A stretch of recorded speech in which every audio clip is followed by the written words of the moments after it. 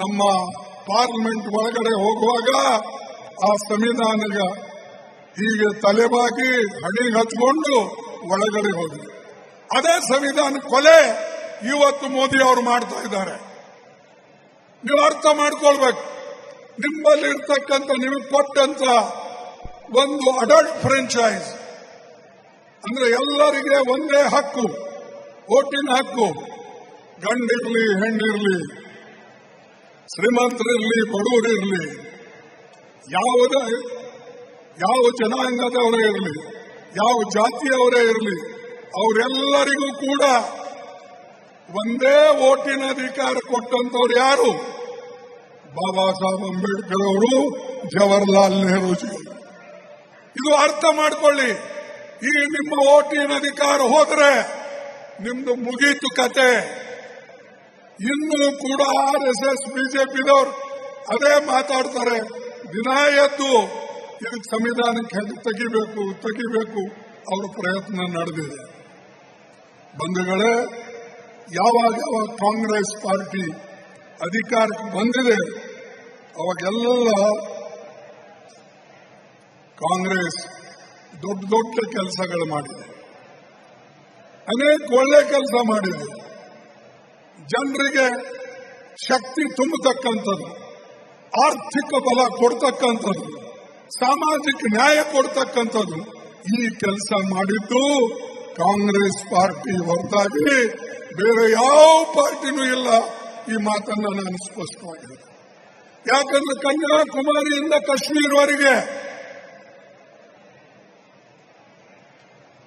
ಆಸಾಮಿಂದ ಈ ನಮ್ಮ ಗುಜರಾತ್ವರೆಗೆ ಯಾವುದಾದ್ರೂ ಇವತ್ತು ಪಕ್ಷ ಇದ್ದಿದ್ರೆ ಅದು ಕಾಂಗ್ರೆಸ್ ಪಾರ್ಟಿ. ಆ ಕಾಂಗ್ರೆಸ್ ಪಾರ್ಟಿನೇ ತನ್ನ ಮೂಲ ತತ್ವಗಳನ್ನು ಬಿಡದೆ, ಐಡಿಯಾಲಜಿ ಬಿಡದೆ ಸತತವಾಗಿ ಕೆಲಸ ಮಾಡ್ತಾ ಇದೆ. ನಾವು ಕೆಲವು ಕಡೆ ರಾಜ್ಯ ಕಳ್ಕೊಂಡಿರಬಹುದು, ನಾವು ಕೆಲವು ಕಡೆ ಸೋತಿರಬಹುದು, ಆದರೆ ಜನ ಕಾಂಗ್ರೆಸ್ ಪಾರ್ಟಿಗೆ ನೆನೆಸ್ಕೊಂಡು ನಾನು ಉಳಿಬೇಕು,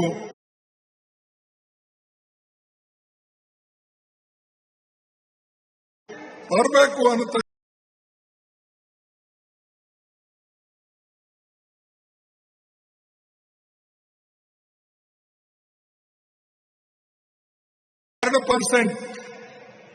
ಎರಡೇ ಪರ್ಸೆಂಟ್ ಎಲೆಕ್ಷನ್ದಲ್ಲಿ.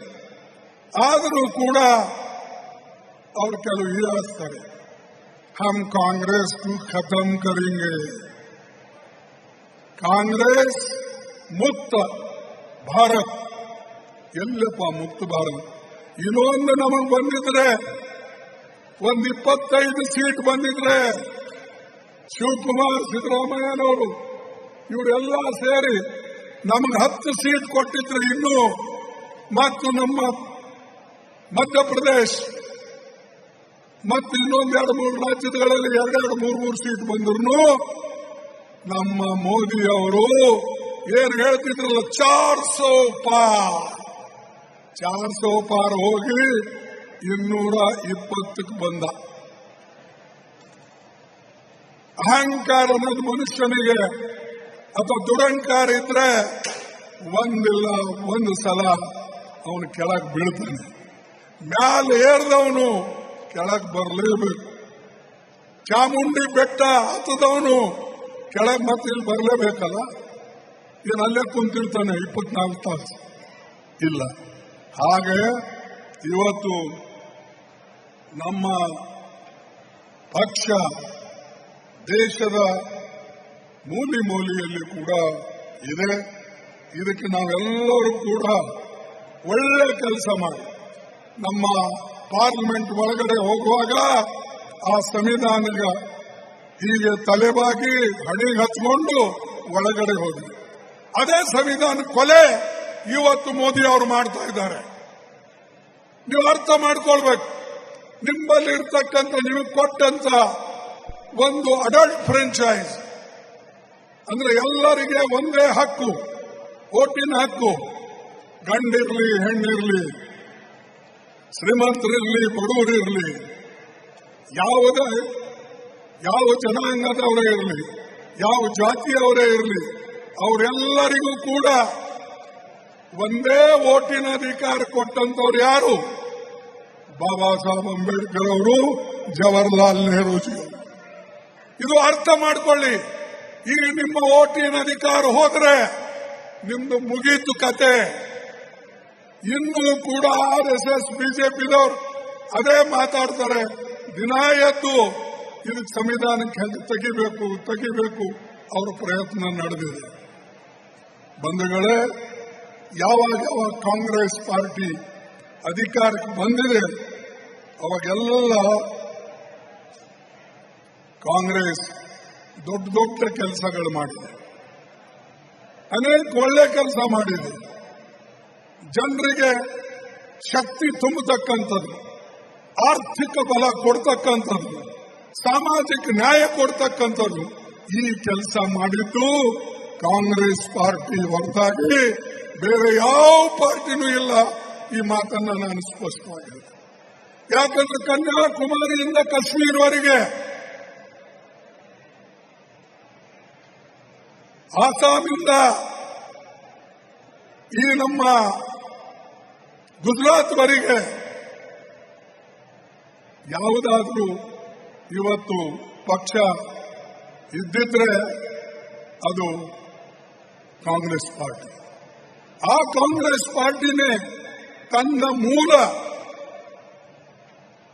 ಮೂಲ ತತ್ವಗಳನ್ನು ಬಿಡದೆ, ಐಡಿಯಾಲಜಿ ಬಿಡದೆ ಸತತವಾಗಿ ಕೆಲಸ ಮಾಡ್ತಾ ಇದೆ. ನಾವು ಕೆಲವು ಕಡೆ ರಾಜ್ಯ ಕಳ್ಕೊಂಡಿರಬಹುದು, ನಾವು ಕೆಲವು ಕಡೆ ಸೋತಿರಬಹುದು, ಆದರೆ ಜನ ಕಾಂಗ್ರೆಸ್ ಪಾರ್ಟಿಗೆ ನೆನೆಸ್ಕೊಂಡು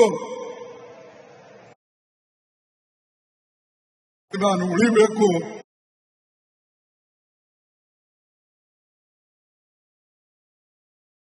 ಬರಬೇಕು ಅಂತ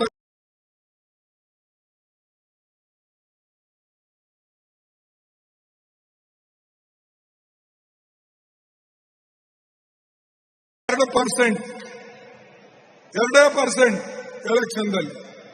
ಆದರೂ ಕೂಡ ಅವರು ಕೆಲವು ಹೀಯಾಸ್ತಾರೆ, ಹಮ್ ಕಾಂಗ್ರೆಸ್ ಖತಮ್ ಕರೆಂಗೆ, ಕಾಂಗ್ರೆಸ್ ಮುಕ್ತ ಭಾರತ್. ಎಲ್ಲಪ್ಪ ಮುಕ್ತ ಭಾರತ್? ಇನ್ನೊಂದು ನಮಗೆ ಬಂದಿದ್ರೆ, ಒಂದು 25 ಸೀಟ್ ಬಂದಿದ್ರೆ, ಶಿವಕುಮಾರ್ ಸಿದ್ದರಾಮಯ್ಯನವರು ಇವರೆಲ್ಲ ಸೇರಿ ನಮಗೆ 10 ಸೀಟ್ ಕೊಟ್ಟಿದ್ರೆ ಇನ್ನು, ಮತ್ತು ನಮ್ಮ ಮಧ್ಯಪ್ರದೇಶ ಮತ್ತು ಇನ್ನೊಂದು 2-3 ರಾಜ್ಯಗಳಲ್ಲಿ 2-3 ಸೀಟ್ ಬಂದ್ರು ನಮ್ಮ ಮೋದಿ ಅವರು ಏನು ಹೇಳ್ತಿದ್ರಲ್ಲ, 400 ಪಾರ್ ಹೋಗಿ 220ಕ್ಕೆ ಬಂದ. ಅಹಂಕಾರ ಅನ್ನೋದು ಮನುಷ್ಯನಿಗೆ ಅಥವಾ ದುರಂಕಾರ ಇದ್ರೆ ಒಂದು ಸಲ ಅವನು ಕೆಳಗೆ ಬೀಳ್ತಾನೆ. ಮ್ಯಾಲ ಏರ್ದವನು ಕೆಳಗೆ ಬರಲೇಬೇಕು. ಚಾಮುಂಡಿ ಬೆಟ್ಟ ಹತ್ತದವನು ಕೆಳಗೆ ಮತ್ತೆ ಇಲ್ಲಿ ಬರಲೇಬೇಕಲ್ಲ. ಇದು ಅಲ್ಲೇ ಕುಂತಿರ್ತಾನೆ 24 ತಾಸು ಇಲ್ಲ. ಹಾಗೆ ಇವತ್ತು ನಮ್ಮ ಪಕ್ಷ ದೇಶದ ಮೂಲೆಯಲ್ಲಿ ಕೂಡ ಇದೆ. ಇದಕ್ಕೆ ನಾವೆಲ್ಲರೂ ಕೂಡ ಒಳ್ಳೆ ಕೆಲಸ ಮಾಡಿ